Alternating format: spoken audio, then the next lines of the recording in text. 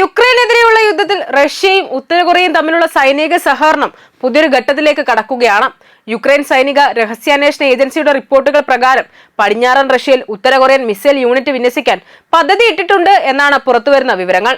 യുക്രൈനെതിരെയുള്ള ആക്രമണങ്ങൾ കൂടുതൽ ശക്തമാക്കുന്നതിന്റെ ഭാഗമായി 120 ബാലിസ്റ്റിക് മിസൈലുകളും 6 ലോഞ്ചറുകളും സജ്ജീകരിക്കാനാണ് റഷ്യയുടെ നീക്കം. 2022 റഷ്യ യുക്രൈനിൽ പൂർണ്ണമായ അധിനിവേശം ആരംഭിച്ചതിനു ശേഷം ഇരു രാജ്യങ്ങളും തമ്മിലുള്ള ബന്ധം പുതിയ തലങ്ങളിലേക്ക് എത്തിയിരുന്നു എന്നതിന്റെ വ്യക്തമായ സൂചനയാണിത്. പ്രമുഖ വാർത്താ ഏജൻസിയായ റോയിട്ടേഴ്സ് റിപ്പോർട്ട് ചെയ്യുന്നതനുസരിച്ച് യുക്രൈന്റെ മെയിൻ ഡയറക്ടറേറ്റ് ഓഫ് ഇന്റലിജൻസിലെ പ്രധാന ഉദ്യോഗസ്ഥരായ ആൻഡ്രി ചെർണിയാക്കിന്റെ വിവരമനുസരിച്ച് റഷ്യയിലെ വൊറോനഷ് മേഖലയിലുള്ള 112ാമത് മിസൈൽ ബ്രിഗേഡിനകത്താണ് ഉത്തര കൊറിയൻ മിസൈൽ യൂണിറ്റിനായി പ്രത്യേക താവളം ഒരുക്കുന്നത്. ഏകദേശം 90 ഉത്തര കൊറിയൻ സൈനിക ഉദ്യോഗസ്ഥരാണ് ഈ യൂണിറ്റിന്റെ ഭാഗമാകുക. ഇവർ വെറും ഉപദേഷ്ടാക്കളായി മാത്രമല്ല, മിസൈൽ സംവിധാനങ്ങളുടെ പ്രവർത്തനത്തിലും പരിശീലനത്തിലും സാങ്കേതിക സഹായത്തിലും നേരിട്ട് പങ്കാളിയാകാൻ സാധ്യതയുണ്ട് എന്നാണ് വിലയിരുത്തൽ. ഇതിനൊപ്പം തന്നെ ഉത്തര കൊറിയയിൽ നിന്ന് പുതിയ ബാലിസ്റ്റിക് മിസൈലുകളും റഷ്യയിലേക്ക് എത്തിക്കാനുള്ള നടപടികളും പുരോഗമിക്കുകയാണ്. KN-23, KN-24 വിഭാഗത്തിൽപ്പെടുന്ന ഏകദേശം 40 മിസൈലുകളുടെ പുതിയ ബാച്ച് ഇതിനകം അയച്ചിട്ടുണ്ട് എന്നാണ് യുക്രൈൻ അവകാശപ്പെടുന്നത്. അടുത്ത മാസം നടക്കാനിരിക്കുന്ന ഉന്നതതല ചർച്ചകൾക്ക് ശേഷം ഈ വിന്യാസത്തിന്റെ അന്തിമ രൂപരേഖയും ആകെ മിസൈലുകളുടെ എണ്ണവും തീരുമാനിക്കുമെന്നാണ് റിപ്പോർട്ടുകൾ സൂചിപ്പിക്കുന്നത്. ചില വിലയിരുത്തലുകൾ പ്രകാരം 120 വരെ ബാലിസ്റ്റിക് മിസൈലുകളും 6 ലോഞ്ചറുകളും ഈ പദ്ധതിയുടെ ഭാഗമാകാൻ സാധ്യതയുണ്ട്. റഷ്യ ഇതിനു മുമ്പും ഉത്തര കൊറിയൻ ബാലിസ്റ്റിക് മിസൈലുകൾ യുക്രൈനെതിരെ ഉപയോഗിച്ചിട്ടുണ്ട്. 2023 അവസാനത്തോടെ ആരംഭിച്ച ഈ സഹകരണം പിന്നീട് കൂടുതൽ ശക്തമായി. 2023 അവസാനം മുതൽ 2025 ഓഗസ്റ്റ് വരെ ഉത്തര കൊറിയ ഏകദേശം 150 ബാലിസ്റ്റിക് മിസൈലുകൾ റഷ്യക്ക് കൈമാറിയതായി യുക്രൈൻ പറയുന്നുണ്ട്. കഴിഞ്ഞ ആഴ്ച വീണ്ടും ഉത്തര കൊറിയൻ മിസൈലുകൾ ഉപയോഗിച്ചുള്ള ആക്രമണം നടന്നതായും യുക്രൈൻ സ്ഥിരീകരിച്ചിട്ടുണ്ട്. അതിനാൽ ആയുധ വിതരണം മാത്രമല്ല, ഇപ്പോൾ സൈനിക യൂണിറ്റുകളുടെ നേരിട്ടുള്ള വിന്യാസം വരെ ചർച്ചയാകുന്നത് ഈ ബന്ധത്തിന്റെ വ്യാപ്തി വ്യക്തമാക്കുകയാണ്. റഷ്യ എന്തുകൊണ്ടാണ് ഉത്തര കൊറിയൻ മിസൈലുകളെ കൂടുതൽ ആശ്രയിക്കുന്നത് എന്ന ചോദ്യത്തിനും വ്യക്തമായ ഉത്തരമുണ്ട്. യുക്രൈന്റെ കൈവശമുള്ള ഉയർന്ന നിലവാരത്തിലുള്ള വ്യോമപ്രതിരോധ സംവിധാനങ്ങൾ വളരെ പരിമിതമാണ്. പ്രത്യേകിച്ച് ബാലിസ്റ്റിക് മിസൈലുകളെ തടയാൻ കഴിയുന്ന അമേരിക്കൻ പാട്രിയറ്റ് സംവിധാനം വളരെ കുറച്ച് പ്രദേശങ്ങളിലാണ് വിന്യസിച്ചിരിക്കുന്നത്.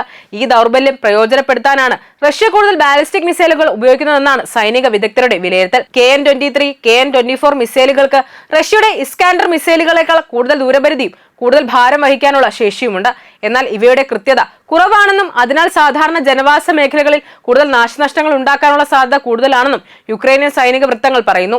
ഇതാണ് ഈ മിസൈലുകളെ കുറിച്ചുള്ള ഏറ്റവും വലിയ ആശങ്കകളിലൊന്ന്. ഫിലാഡൽഫിയ ആസ്ഥാനമായുള്ള ഫോറിൻ പോളിസി റിസർച്ച് ഇൻസ്റ്റിറ്റ്യൂട്ടിലെ സീനിയർ ഫെലോ റോബ് ലീയുടെ അഭിപ്രായത്തിൽ യുക്രൈന്റെ ഏറ്റവും വലിയ ദൗർബല്യങ്ങളിൽ ഒന്നാണ് ബാലിസ്റ്റിക് മിസൈൽ പ്രതിരോധം.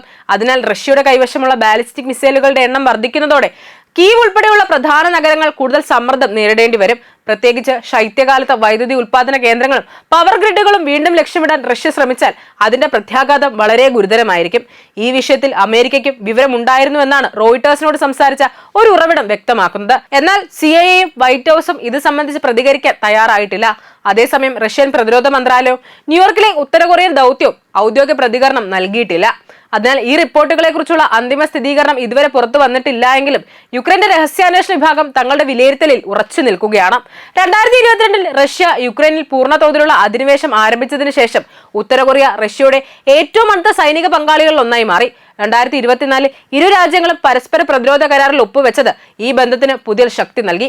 അതിനുശേഷം ലക്ഷക്കണക്കിന് പീരങ്കി ഷെല്ലുകളും വിവിധതരം ആയുധങ്ങളും ഉത്തര കൊറിയ റഷ്യക്ക് നൽകിയതായി നിരവധി പാശ്ചാത്യ റിപ്പോർട്ടുകൾ പറയുന്നുണ്ട്. അതോടൊപ്പം തന്നെ 2024 റഷ്യയുടെ കുർക്സ് മേഖലയിലേക്ക് ഏകദേശം 14,000 ഉത്തര കൊറിയൻ സൈനികരെ അയച്ചതായി യുക്രൈൻ ആരോപിച്ചിരുന്നു. ഇപ്പോൾ കുർക്സിൽ ഏകദേശം 9,500 ഉത്തര കൊറിയൻ സൈനികർ തുടരുന്നതായും ഇവർ നിലവിൽ നേരിട്ട് യുദ്ധത്തിൽ പങ്കെടുക്കുന്നില്ല എങ്കിലും ആവശ്യമെങ്കിൽ വിന്യസിക്കാൻ കഴിയുന്ന നിലയിലാണെന്നും യുക്രൈൻ അവകാശപ്പെടുന്നു. ഇതിനു പുറമെ 30,000 സൈനികരെ കൂടി റഷ്യയിലേക്ക് അയക്കാൻ ക്രെംലിൻ ആഗ്രഹിക്കുന്നുവെന്നും അതിനുള്ള തയ്യാറെടുപ്പുകൾ പുരോഗമിക്കുകയാണെന്നും പ്രസിഡന്റ് വൊളോഡിമർ സെലൻസ്കി അടുത്തിടെ പറഞ്ഞിരുന്നു.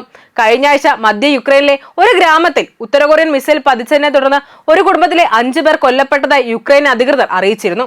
കൃത്യത കുറഞ്ഞ മിസൈലുകൾ സാധാരണ ജനങ്ങളെ കൂടുതൽ അപകടത്തിലാക്കുന്നുവെന്ന ആശങ്കയ്ക്കാണ് ഈ സംഭവം വീണ്ടും ശക്തി നൽകുന്നത്. റഷ്യയും ഉത്തര കൊറിയയും തമ്മിലുള്ള ഈ ബന്ധം ഇനി വെറും നയതന്ത്ര സൗഹൃദമോ ആയുധ വ്യാപാരമോ മാത്രമല്ല എന്ന സൂചനകളാണ് ഇപ്പോൾ പുറത്തുവരുന്നത്. മിസൈലുകൾ കൈമാറുന്നതിൽ നിന്ന് സൈനിക യൂണിറ്റുകളെ നേരിട്ട് വിന്യസിക്കുന്ന ഘട്ടത്തിലേക്ക് ഈ ബന്ധം നീങ്ങുകയാണെങ്കിൽ അത് യുക്രൈൻ യുദ്ധത്തിലെ പുതിയ അധ്യായമാകും. അതോടൊപ്പം അന്താരാഷ്ട്ര സുരക്ഷാ സാഹചര്യത്തിലും വലിയ പ്രത്യാഘാതങ്ങൾ ഉണ്ടാക്കാൻ ഈ നീക്കത്തിന് കഴിയും. എന്നാൽ ഈ വിവരങ്ങളിൽ പലതും യുക്രൈന്റെ രഹസ്യാന്വേഷണ വിലയിരുത്തലുകളെ അടിസ്ഥാനമാക്കിയുള്ളവയാണെന്നും ബന്ധപ്പെട്ട രാജ്യങ്ങൾ ഇതുവരെ ഔദ്യോഗിക സ്ഥിരീകരണം നൽകിയിട്ടില്ലെന്ന കാര്യവും ശ്രദ്ധിക്കേണ്ടതുണ്ട്. എന്നിരുന്നാലും റഷ്യ ഉത്തര കൊറിയ സഖ്യം ഇന്ന് ലോകം ഏറ്റവും സൂക്ഷ്മമായി നിരീക്ഷിക്കുന്ന സൈനിക കൂട്ടുകെട്ടുകളിൽ ഒന്നായി മാറിക്കൊണ്ടിരിക്കുകയാണ്.